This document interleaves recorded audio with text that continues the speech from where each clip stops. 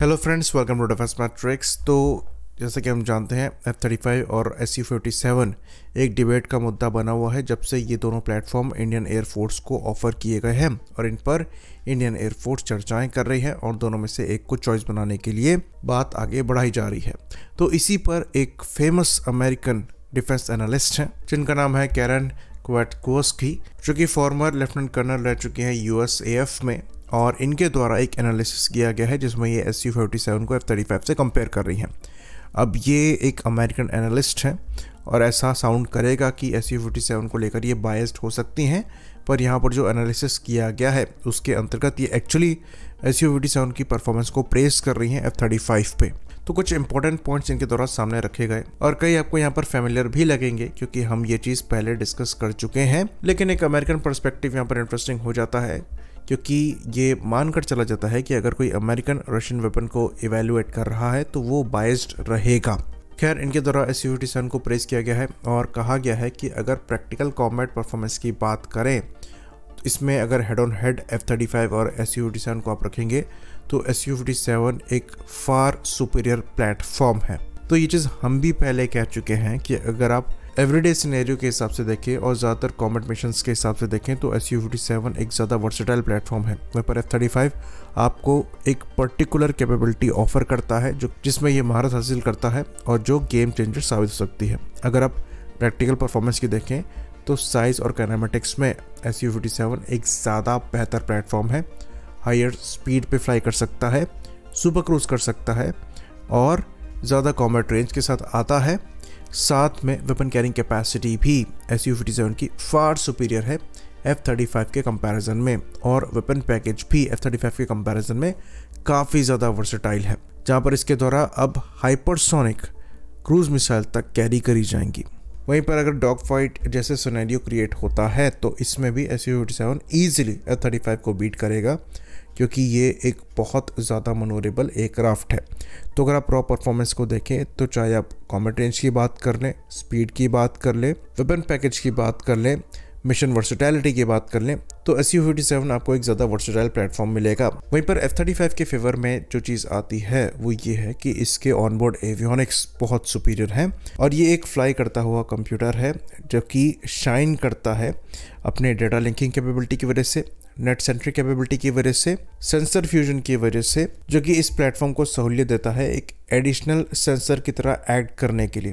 तो यहाँ पर चाहे इसका रेडार हो, चाहे ऑनबोर्ड पैसिव सेंसर्स हो जिसमें DAS यानी कि डिस्ट्रीब्यूटेड अपर्चर जैसे सिस्टम्स हो गए, ये इसके आँख और कान का काम करते हैं और ज़्यादा बेहतर सिचुएशनल अवेयरनेस प्रोवाइड कराते हैं जिसको ये डेटा लिंकिंग के थ्रू दूसरे प्लेटफॉर्म पर भी ट्रांसफ़र करता है, जिसकी वजह से ये US के BMD सिस्टम में भी एक क्रूशल रोल प्ले करता है।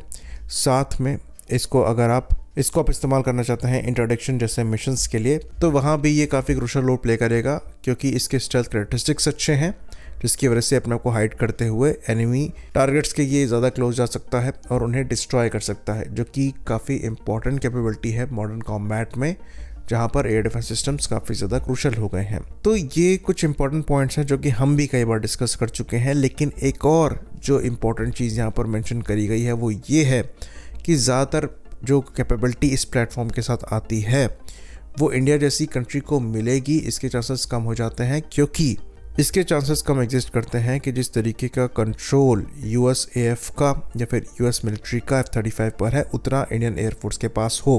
तो जो नेटवर्क सेंट्रिक कैपेबिलिटी है, डेटा फ्यूजन है, वो प्रॉपरली वर्क नहीं कर पाएगा इंडिया जैसी कंट्री के लिए, जो कि इस प्लेटफॉर्म का वन ऑफ द USP है। तो जो एक इम्पॉर्टेंट पॉइंट F-35 के साथ हमारे लिए आएगा वो ये होगा कि हम इसके स्टेल्थ कैरेक्टरिस्टिक्स को इस्तेमाल करते हुए, इसके सेंसर्स को इस्तेमाल करते हुए इंटरडिक्शन जैसे मिशंस को परफॉर्म कर पाएंगे, यानी कि इसको यूज़ करते हुए हम एनिमी के जो टारगेट्स हैं उनके ज़्यादा क्लोज जाते हुए उन्हें डिस्ट्रॉय कर सकते हैं। लेकिन अगर यही पर्टिकुलर मिशन हमको परफॉर्म करना है तो फ्यूचर में जो अनमैन्ड स्टेल्दी एयरक्राफ्ट्स हैं वो तो आ ही रहे हैं। इवन रशिया द्वारा भी Su-57 के साथ S-70 ऑकॉर्टनिक का इस्तेमाल किया जाता है जो कि मैन अनमैन टीमिंग के अंतर्गत यूज़ होते हैं। तो इस कैपेबिलिटी के लिए अगर आप F-35 परचेस कर रहे हैं SU57 पर, जहां पर दूसरी इंपॉर्टेंट कैपेबिलिटीज़ आपको F-35 से बेटर मिल रही हैं, जो कि आप डे टू डे ऑपरेशंस में यूज़ करेंगे, तो क्या ये समझदारी होगा? और ये एक वैलिड पॉइंट है। तो यहाँ पर क्वाटकोस्की द्वारा ये पॉइंट आउट किया गया है कि SU57 को as a lone wolf type का एयरक्राफ्ट बनाया गया है, यानी कि ये इंपॉर्टेंट सपोर्ट के अभाव में भी काफ़ी अच्छा परफॉर्म कर सकता है, जो कि F-35 के साथ केस नहीं होगा। तो अगर आप SU57 को ऐसे एनवायरनमेंट में इस्तेमाल करते हैं जहाँ पर एवैक्स नहीं है, GPS जैमिंग चल रही है, सैटेलाइट डिनाइड है, तो वहाँ पर रॉ परफॉर्मेंस मैटर करेगी और SU57 की ये सुपीरियर है।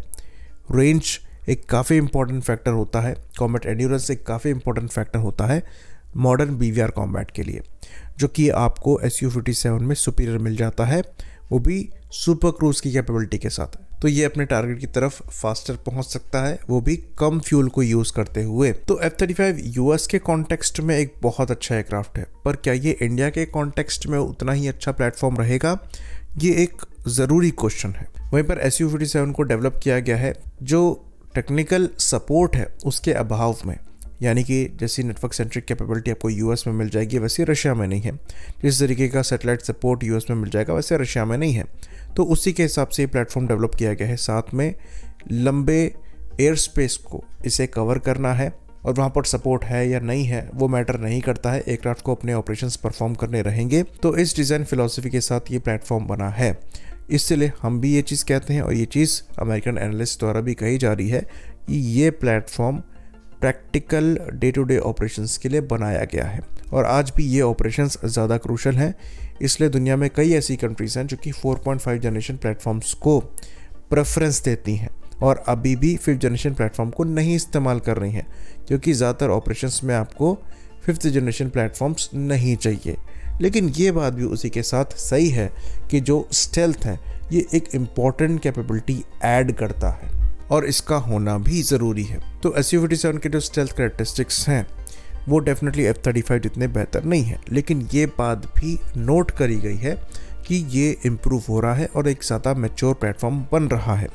ये चीज़ हमने पहले भी बताई कि जैसे इंजन को लेकर मॉडिफिकेशन किए जा रहे हैं, नया नोज़ल इंट्रोड्यूस किया गया है जहाँ पर इसकी विजिबिलिटी रियर साइड से कम होगी, फ्रंट से भी विजिबिलिटी कम करने के लिए जो एयर इनटेक है उसमें रडार ब्लॉकर्स को लगाया जा रहा है। कई जगह पर कुछ आर्टिकल सजेस्ट करते हैं कि यहाँ पर हो सकता है एयर इनटेक के डिज़ाइन में भी बदलाव किए जाए। तो वेस्ट में जितना इस प्लेटफॉर्म को बैश किया जाता है, ये प्लेटफॉर्म उतना ख़राब नहीं है और पहले से काफ़ी ज़्यादा मैच्योर हो रहा है। तो इंडिया में भी ये परसेप्शन है कि ये F-35 एक ज़्यादा सुपीरियर प्लेटफॉर्म है, SU57 स्टेल्दी नहीं है, पर ऐसा केस नहीं है। हाँ, RCS F-35 जितना नहीं है पर काफ़ी लो है और इंटरनल वेपन कैरी करना एक बड़ा एडवांटेज यहाँ पर ऐड करता है। साथ में जो वर्सेटाइल वेपन पैकेज है ये भी क्रूशल कैपेबिलिटी SU57 को प्रोवाइड कराता है। तो अब वेस्ट में भी ये चीज़ रिकॉग्नाइज करी जा रही है। आई होप इन्फॉर्मेशन यहाँ पर क्लियर रही हो। इसी बात पर इस वीडियो को हम ख़त्म करेंगे।